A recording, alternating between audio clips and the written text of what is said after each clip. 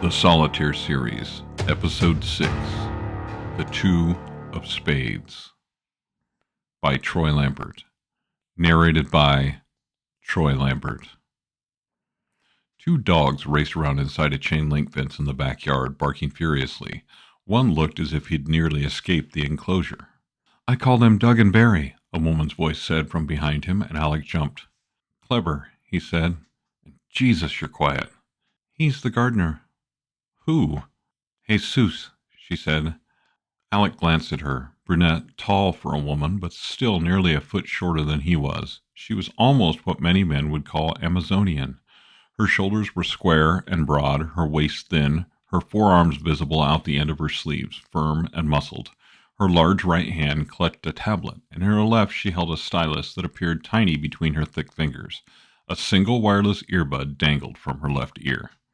Alec couldn't hear anything through the thick glass, but he could see a squat, round man in some kind of khaki uniform shouting and waving at the dogs as he filled the holes around the fence with gravel. "Why do they want to get out so badly?" he asked. "The dogs? I don't think they want to.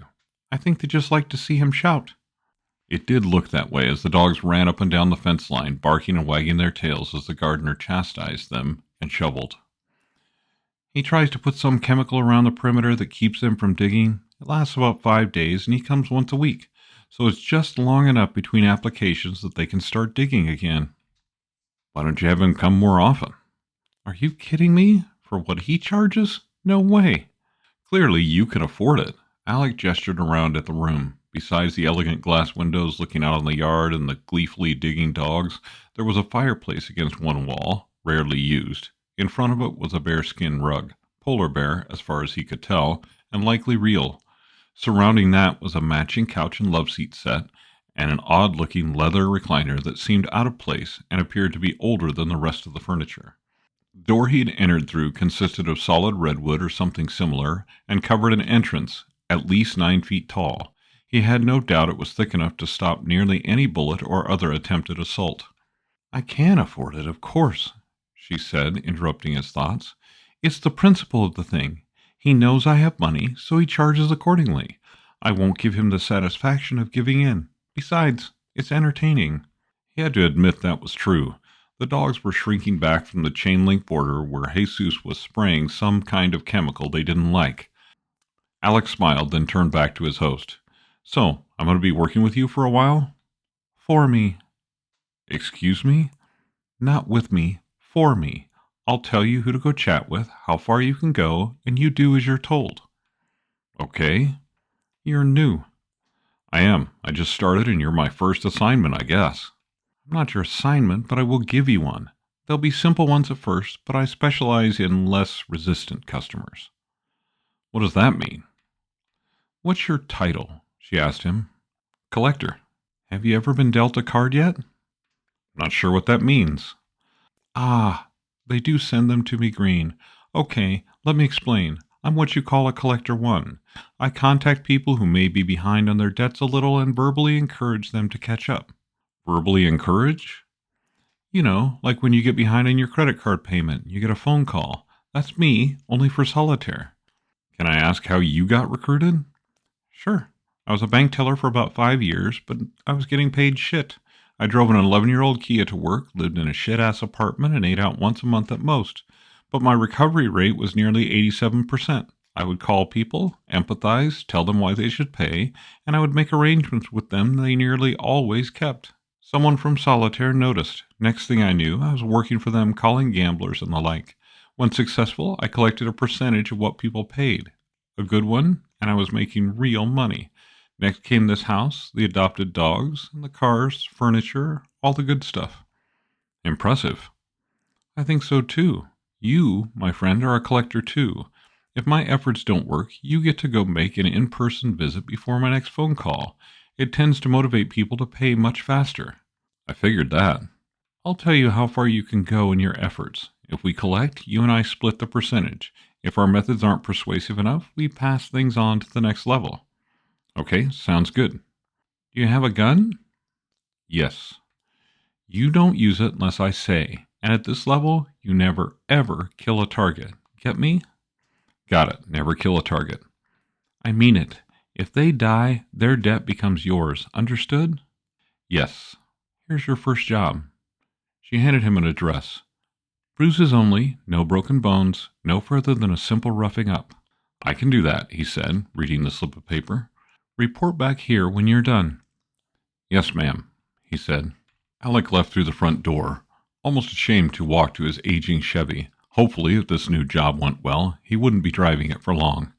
Come to think of it, he hadn't even asked how much he was getting paid for this one. At a solid 6'9", Alec didn't often have to resort to violence.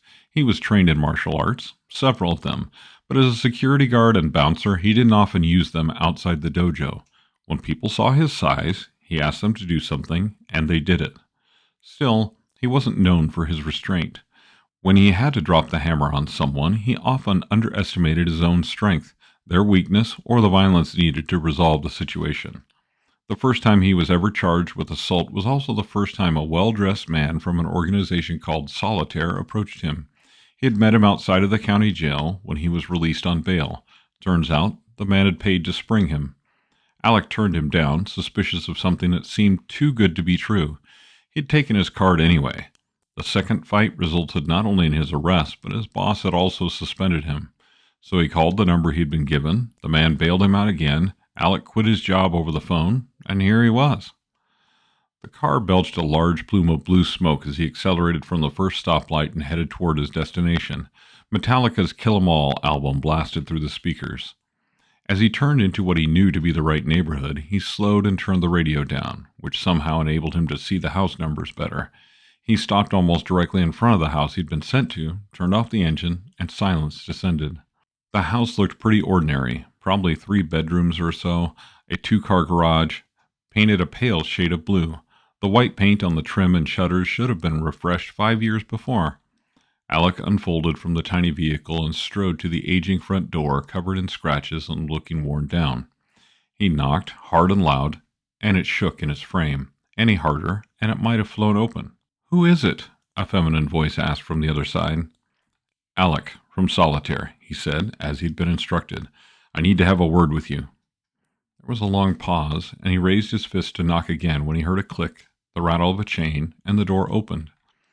The woman in front of him was both thin and short, just over 5 feet tall if his guess was right. She looked to be in her early 20s, had long black hair that nearly reached her waist, and wore thick glasses perched on her nose. She wore a plain floral dress that reached all the way to the floor. Alec consulted the piece of paper in his hand. "Terry?" he asked. "Were you expecting someone different?" she asked. I really don't know." "You're here about my debt." "It seems you're not answering your phone," he said. "My employer—" She burst into tears. "I know. I just can't pay." "I'm afraid this isn't a friendly request," he told her. "This is what comes after the friendly visit. I'm here to tell you that you've been extended all the grace you're going to get. The people you owe money to, the ones I work for, aren't going to wait." "So," she sniffed, "what are you going to do to me?" "Convince you to pay," Alec said without conviction. This was not at all what he imagined it would be. What was he going to do? Just deck this tiny woman on the spot, rough her up a little bit? Hell, he'd barely have to touch her and the fight would be over. "And how will you do that?" "How about I just save us both a lot of trouble?" he asked. "I'm supposed to rough you up a little bit, maybe give you some incentive to pay. The only way that isn't going to happen is if you give me something now. We'll call it a down payment. Or you can pick up your phone and call the woman who sent me. She'll take cash, debit, credit, whatever, but no checks." "I understand, but I don't have it." Alec advanced toward her. "I'm really sorry to hear that. I want you to know I don't want to do this. I'm really just doing my job." "Okay," she said, glancing nervously to her left. "Do what you have to do." Alec reluctantly raised his fist. He swung, and a hand shot out, stopping his. In front of him was a small Asian man who looked a lot like Mr. Miyagi from that old movie, The Karate Kid. He had seemed to come out of nowhere. "You won't hit her," he said. "I will. It's my job. Get out of the way, or I'll have to hit you, too." Something struck him just below his rib cage, and he bent over, his breath leaving him in a rush. The same thing struck the side of his head, and he nearly fell, grabbing the wall to right himself. "If you must," the man said. He held a short wooden club in his left hand. "Shame," Alec said, "hitting me like that without warning. However, you won't get a second chance." He righted himself, wincing still at the pain in his gut, but the ache from the blow to his head quickly subsiding. The old man was fast, but not as strong as he was. He adopted a fighting stance, right fist forward, left close to his body, his feet following the same pattern. Alec wished he was wearing better shoes or that he was even barefoot, but this would have to do. The man spun, his feet a blur, but Alec stepped quickly, more agile than his size would lead anyone to believe, and avoided several attempted kicks. "You are well trained," his opponent said. Alec shrugged. "I'm not here for you, and really don't have anything against you." "She's my niece," he said. "You won't touch her." Alec glanced over the smaller man's shoulder and saw the woman cowering in the corner. She shook her head. "I don't think she wants us to fight," Alec told her uncle. "She can't pay. Neither can I." "Look, I'm here on a job. I don't have any choice. Either I leave here with money, your niece roughed up a little bit, or she picks up the phone, promises when and how she's going to pay, and keeps that promise. I'm only the first warning. The next one, well, the next one won't be this easy." "I'm not moving," her uncle stated. "You're not leaving me much choice here," Alec told him. "I didn't get into debt with the wrong people. Neither did you. She did. She should pay for it, not us." The elder man folded his arms over his chest. Alec threw a punch. Uncle blocked it. He followed it quickly with a kick, also blocked. An elbow went over the man's head and a tiny fist barreled into his ribs. He spun, deflecting the blow. The little guy was fast, strong, but not strong enough. Alec crouched, making himself shorter, getting down to his opponent's level. The smaller man attacked. This time Alec blocked a punch aimed for his head, a kick intended for his knee, and caught his opponent's elbow as he thrust it at his stomach. Alex twisted the man's arm up and behind his back and pushed upward. "I'll dislocate your shoulder, or worse," he warned. "Stop. Now." Uncle wriggled, trying to spin free. Alec applied more pressure, lifting his elbow upward. Small guys might have a quickness advantage, but once a big guy got a grip on them, they lost that edge. Alec wouldn't be letting go. Then he saw the flash before he heard anything.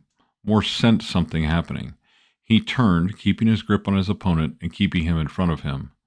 Time slowed. His original target stood, feet apart, a kitchen knife in one hand, raised and ready to throw.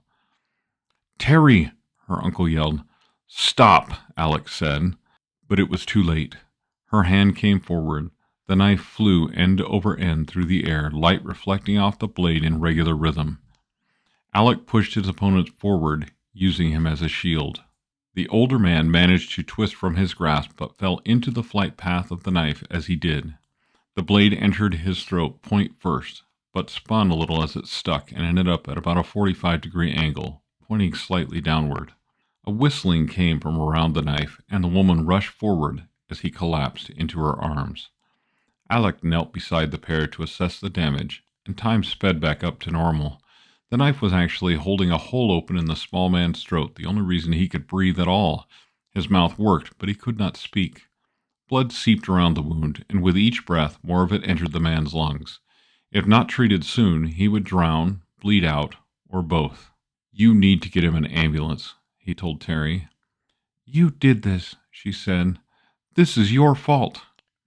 "He fought for you. You threw the knife. This has nothing to do with me." She lashed out at him, but Alec dodged her attempt at a punch or slap. Alec stood. "Call an ambulance. Consider this your warning. Answer your goddamn phone. Pay your debt. Whatever you have to do. Your next visitor will make me look like a saint." With that, he turned and walked out the door. He could hear the woman sobbing, then heard her on the phone.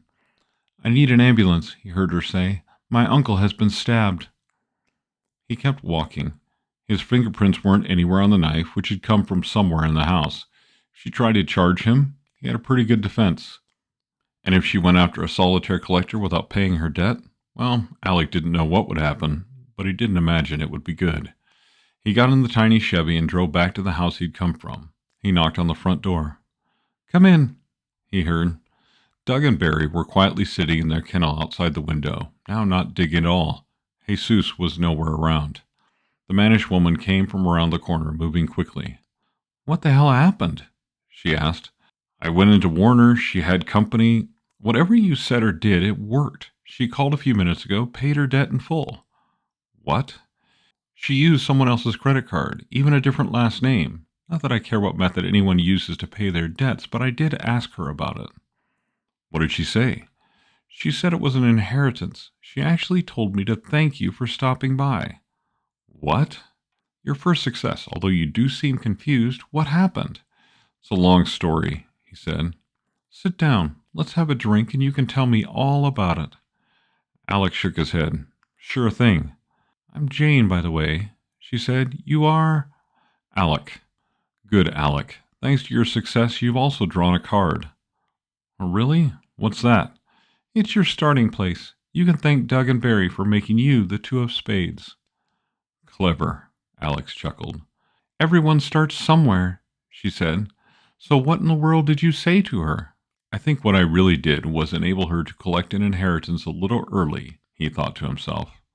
But he kept that part quiet as he told the story.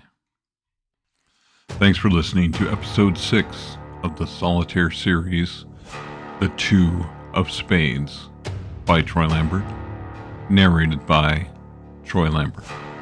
Next up in the series, The Three of Clubs.